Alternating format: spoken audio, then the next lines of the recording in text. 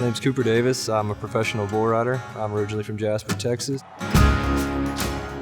The first time that I ever got to walk on the stage, I got to look up at the crowd and I got tears in my eyes. I was like, man, this is what you want to do your whole life. That was the moment right then that I knew I was living my dream. My kid came home from school one day and he was saying, my God is so big, so strong, and so mighty, there's nothing my God cannot do. And somehow that stuck with me. I always tell myself before I get on, my God is so big, so strong, and so mighty, there's nothing my God cannot do. I just feel like there's nothing that I can do wrong at that point. I just have to go out there and trust it and believe in it. It'll happen. Growing up as a kid, my family didn't have a rodeo background. They raised cattle, but it wasn't, intended for rodeo or anything like that. It was beef cattle. So getting older and 5, 6 years old, I seen the PBR on TV and I was like, man, that's pretty cool. So I started riding on my rocking horse. My parents never would let me do it, so my sister started dating a guy whenever I was about 12 or 13 that rode bulls professionally, and that was how I taught my parents into let me do it. Well, if he can do it, then why can't I? When I was about 15 or 16, I knew I was probably good enough to make a living at it. I won the Texas State High School finals, and that was a big thing to me right then. And going past then is 2013, I made my first NFR and won the Rookie of the Year. 2015, I started with the PBR and won the finals that year. And that was when I knew that, maybe I could make a push for a world title. 2016, I come into the finals third that year, and I was right behind Kayuki Pacheco and JB Mooney, which is not the guy you want to be behind. And going into the last day, I just had this feeling I was going to win. Sure enough, I got to experience that. I won the world in 2016. There's been hard times. In 2020, first of the season, I broke my neck. And you start really contemplating the whole bull riding thing. Is it worth it? And after sitting on the sideline 6 months, that's all that I wanted to do. That really fueled the fire to make me want to go and do it again and give it everything I had, because it's easy to get complacent sometimes on your job and taking things for granted. And bull riding keeps you humble all the time. So that's something that helped me be appreciative of the career that I've had. My dad, he was always hard on me, and in a good way of making sure that I kind of stayed true to who I was. He always told me, be a leader, not a follower.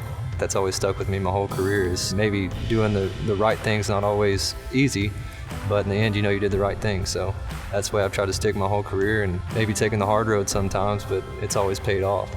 And I've always appreciated my parents. Having my family at the events, it gives me a sense of peace. I don't have to worry about them. I know that they're okay, somewhere safe. My little boy, he still holds a grudge against Midnight Rock, which is the bull that broke my neck. I hope my little boy one day doesn't want to ride bulls, but if he does, then I'm sure I can help him. So where the Captain America thing came to be, 2017 was the first Global Cup. We went to Edmonton, Alberta.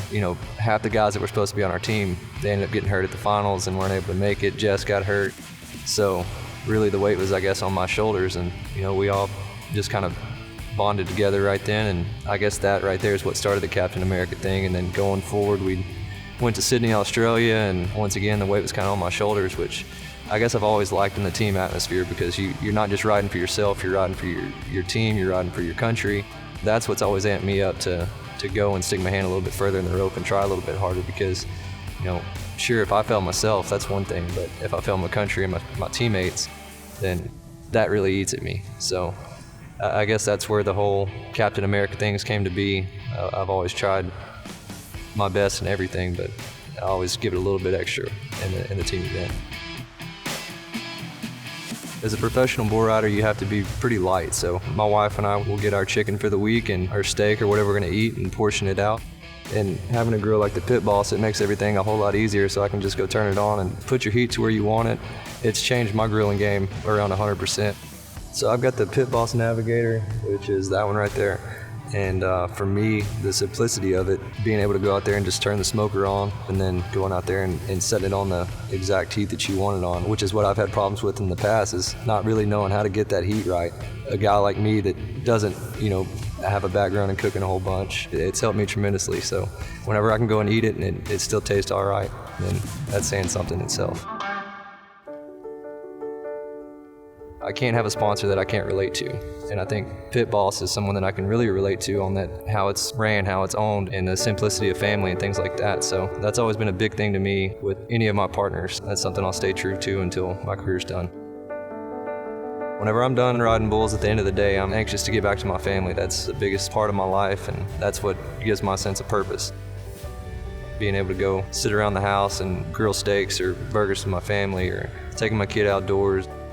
It never has been to me about going and killing an animal or anything like that, but at the same time, that's part of life. That's the way that I was raised.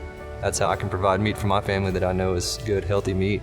Being able to go cut the back strap out of a deer and throw it on my Pit Boss grill, that makes everything so much simpler for me in life. And the way that I like to enjoy life is simple. Simplicity is going back to the roots and, living life like they did back in the day when everything was a whole lot easier times. That's who I am. That's who I'll always be. And I'm proud of the way that I was raised, and that's how I'm raising my son.